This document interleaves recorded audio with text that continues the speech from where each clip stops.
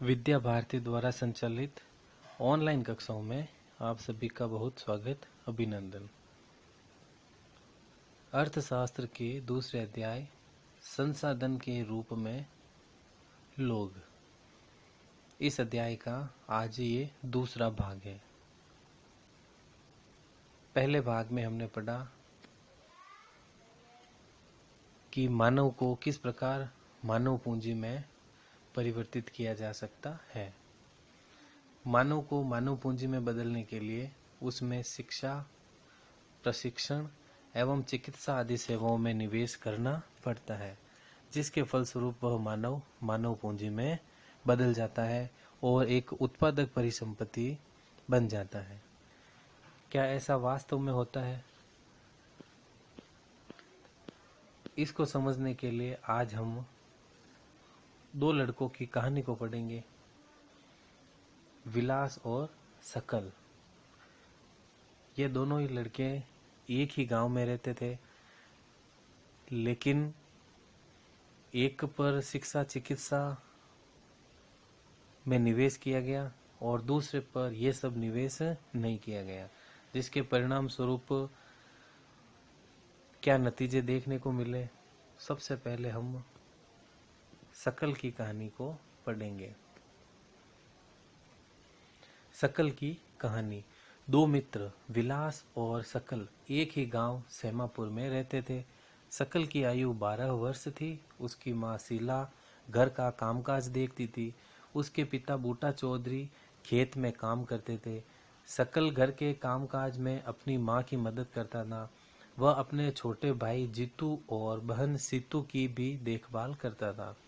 उसके चाचा श्याम ने मैट्रिक की परीक्षा पास की थी, लेकिन वह घर में बेकार बैठा था क्योंकि उसे कोई नौकरी नहीं मिली थी। बूटा और शीला चाहते थे कि उसका बेटा सकल पढ़े लिखे। वे उस पर गांव के स्कूल में नाम लिखवाने के लिए जोर देते थे, जिसमें उसने शीघ्र प्रवेश पा लिया। उसने पढ़ना शुरू किया और उच्चतर माध्यमिक की परीक्षा पास कर ली। उसके पिता ने उसे अपनी पढ़ाई जारी रखने के लिए राजी कर लिया। उन्होंने सकल के लिए कंप्यूटर के व्यवसायिक कोर्स में अध्ययन के लिए कर्ज लिया।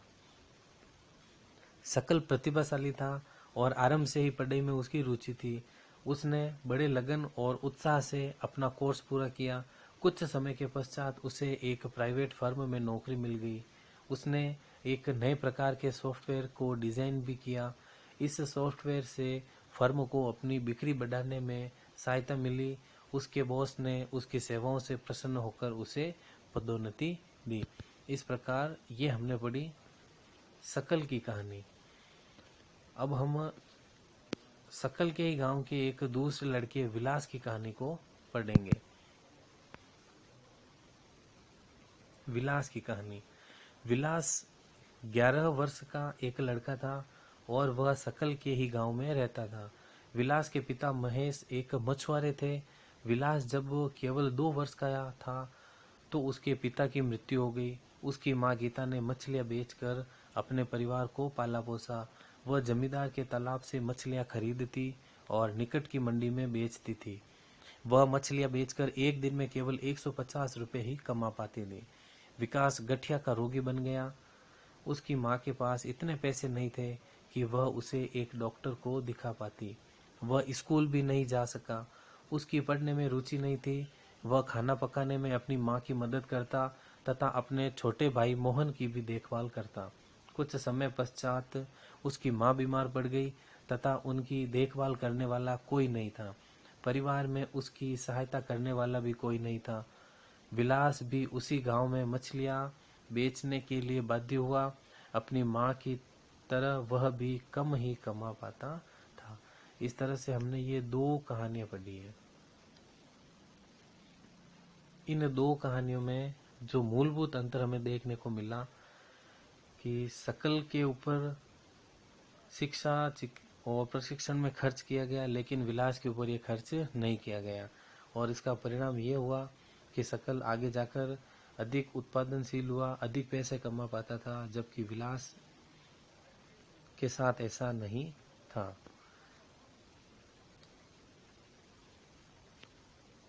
इन दोनों व्यक्तियों के अध्ययनों से हमने देखा कि सकल स्कूल जाता था जबकि विलास स्कूल नहीं गया।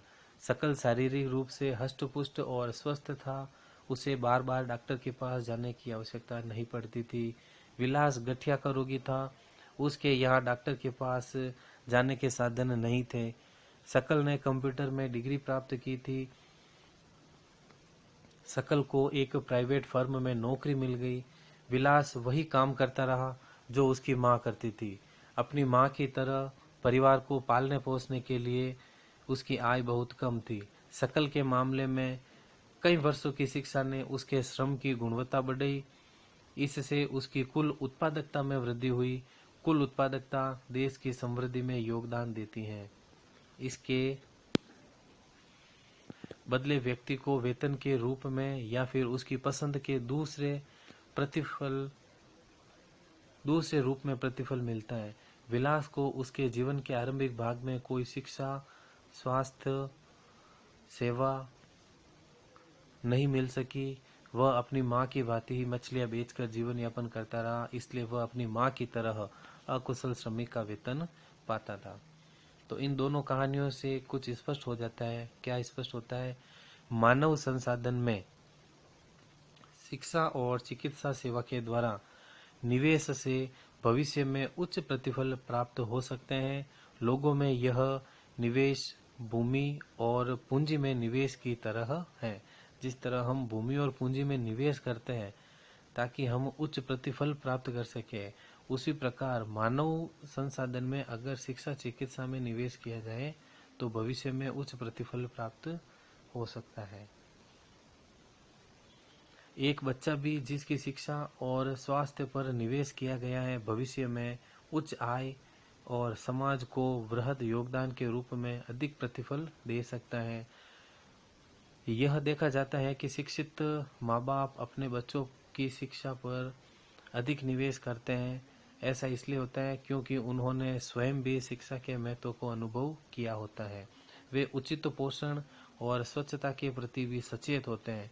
इस प्रकार वे अपने बच्चों की स्कूली शिक्षा और अच्छे स्वास्थ्य की आवश्यकताओं का ध्यान रखते हैं। इस तरह के मामले में एक अच्छा चक्र बन जाता है। इसके विपरीत स्वयं भी अशिक्षित और अस्वच्छता तथा सुविधा वंचित स्थिति में रहने वाले माँ बाप एक दुष्चक्र सृजित कर लेते हैं और अपने बच्चों को अपनी ही तरह सुविधाओं से वंचित स्थिति में रखते हैं। एक देश का उदाहरण भी हमारे सामने है। जापान आज एक बहुत ही विकसित देश है। जापान जैसे देशों ने मानव संसाधन पर निवेश किया। उसके पास या जापान के पास कोई प्राकृतिक संसाधन नहीं था। बहुत छोटा देश है, प्राकृतिक संसाधन वहाँ पर बहुत कम है। भारत की तरह प्राकृतिक संसाधनों में वो धनी नहीं है, लेकिन उन्होंने मानव संसाधन पर निवेश किया। यह विकसित धनी देश है। आज के समय में ये विकसित देश है। वे अपने देश के लिए आवश्यक प्राकृतिक संसाधनों का आयात करते हैं। वे कैसे धनी और विकसित बने? उन्होंने लोगों में विशेष रूप से शिक्षा और स्वास्थ्य के क्षेत्र में निवेश किया। उन लोगों ने भूमि और पूंजी जैसे अन्य संसाधनों का कुशल उपयोग किया। इन दोनों ने जो कुशलता और प्रौद्योगिकी विकसित की, उसी से यह देश धनी और विकसित बने। तो जापान ने क्या किया? अपने लोगों को शिक्षित किया और स्वस्थ बनाया, और जिससे ये लोग कुशल बन सके और अच्छी प्रौद्योगिकी यहाँ पर विकसित हो सकी। बाकी की उन्होंने जरूरत की चीज़ों का आयात कर लिया। इस तरह से आज जापान जो है वो एक बहुत ही विकसित देश बना हुआ है।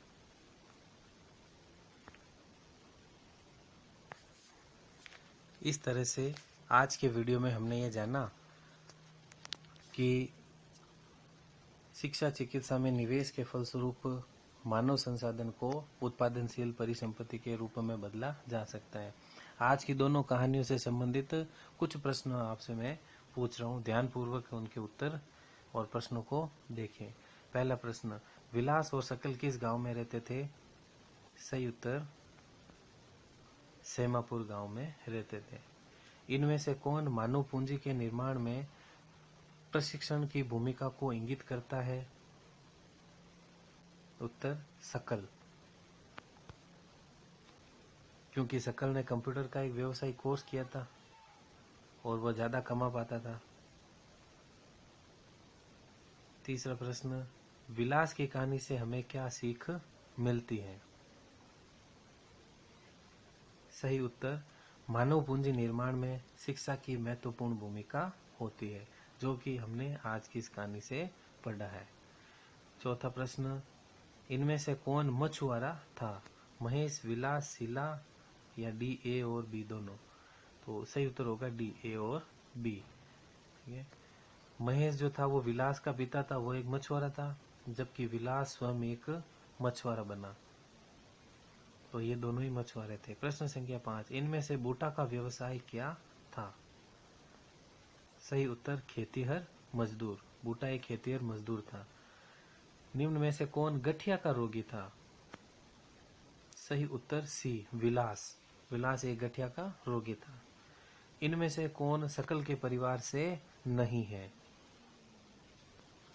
सही उत्तर डी, महेश। महेश सकल के परिवार से नहीं है, वो विलास का पिता था। प्रश्न संख्या 8 और अंतिम सवाल, इनमें से कौन सा देश प्राकृतिक संसाधन के अभाव के बावजूद भी मानव संसाधन पर निवेश के कारण विकसित राष्ट्र के रूप में जाना जाता है? सही उत्तर सी, जापान, क्योंकि इसने शिक्षा और स्वास्थ्य पर निवेश किया था अपने लोगों में, जिससे यह देश है वो विकसित देश बन पाया। भाग 1 में हम 1 से 4 प्रश्न कर चुके हैं। आज 5वां प्रश्न, किसी व्यक्ति के कामयाब जीवन में स्वास्थ्य की क्या भूमिका होती है? एक व्यक्ति का स्वास्थ्य उसे उसकी क्षमता का एहसास करने में मदद करता है और उसे बीमारी से लड़ने की क्षमता भी देता है। एक अस्वस्थ व्यक्ति संगठन और राष्ट्र के लिए एक दायित्व है। किसी व्यक्ति का स्वास्थ्य सीधे उसकी कार्य क्षमता से जुड़ा होता है। अस्वस्थ व्यक्ति की तुलना में एक स्वस्थ व्यक्ति अधिक कुशलता से और अधिक उत्पादकता से काम कर सकता है। ये हो गया 5वें प्रश्न का उत्तर। तो आज के इस वीडियो में इतना ही। अगले वीडियो में भाग 3 में हम आगे एक नए टॉपिक को पढ़ेंगे, आर्थिक क्रियाकलाप या आर्थिक गतिविधियों के क्षेत्र। तब तक के लिए धन्यवाद।